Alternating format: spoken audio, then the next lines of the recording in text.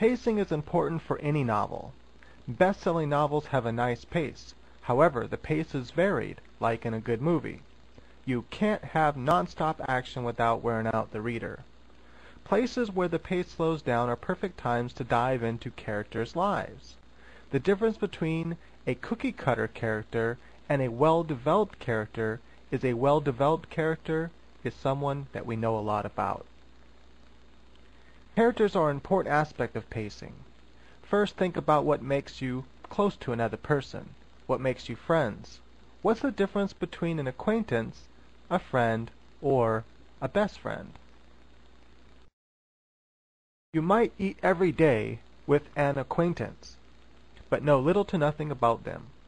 You probably don't know their favorite color, yet you work every day with them, and you speak to them on a daily basis. A friend you know personal things about, and relate to each other and have similar likes and dislikes. You both like bowling, playing pool, or dancing. You know some information about their personal life, their favorite color, where they live, who they like, their boyfriend or girlfriends, trouble they get into, bad things they have done, and so forth. A best friend is someone you know just about everything about. You know their deep, dark secrets. If a character does not do much in the story but talk, and do everyday activities, the character will feel like an acquaintance. The main characters should feel like friends, and the protagonist should feel like a good friend or a best friend. That is, dive into his secrets, his favorite colors, favorite foods, and so forth. Bad things he's done in the past, bad things that happened to him. This means you have to share secrets about main characters. Dive into their past embarrassments, breakups, molestations, wrongs, and so forth. Share past events that make the reader sympathize with the character. Dive into the characters' present-day lives.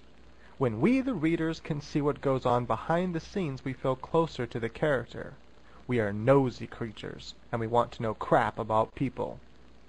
Why else do you think the secret lives of actors make the front pages? An example might be showing us an argument a main character gets into with his girlfriend in the privacy of their home.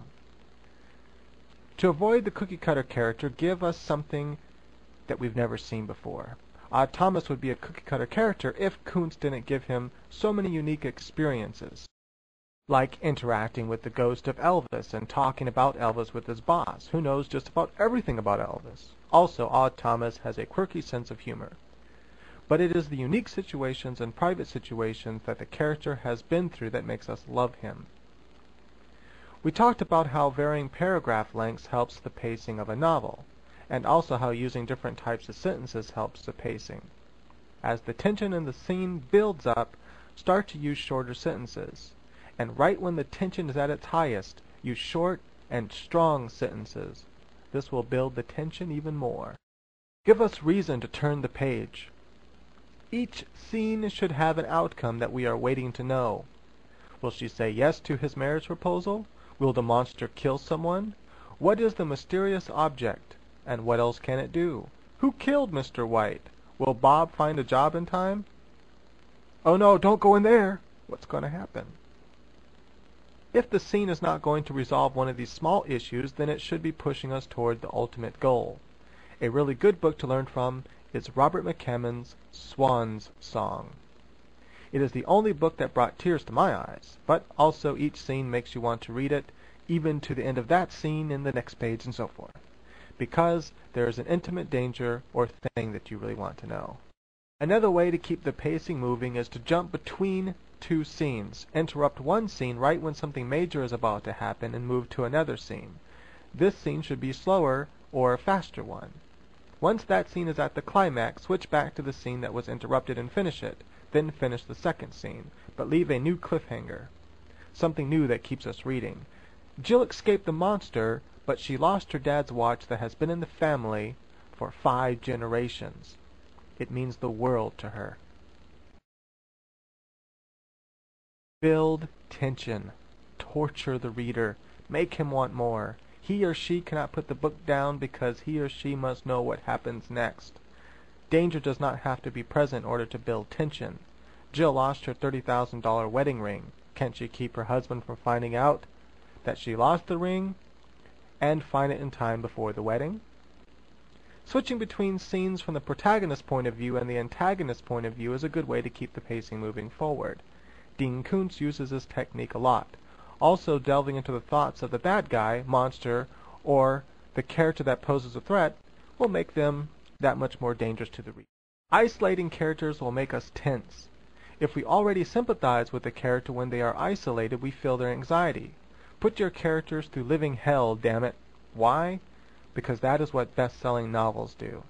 Why do best-selling novels put their characters through hell? Because it makes us root for them. We want to see them succeed. If we identify with the character that we want to succeed, we feel like we went through all that hell, but we overcame it, damn it. We are victorious. On the small scale, mix up sentence types and paragraph lengths.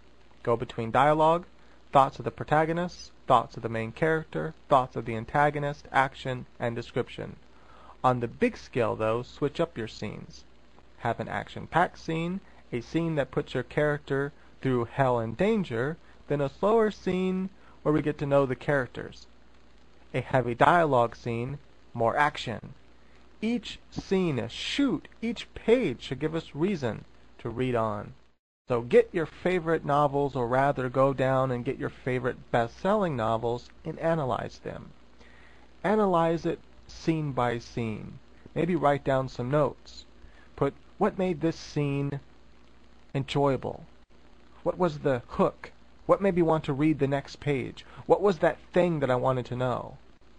What kept me reading? And then figure out the next scene. What in the next scene made me want to keep reading to the next page? And then the next scene, and kind of see the pattern they use from scene to scene. All right, get to writing.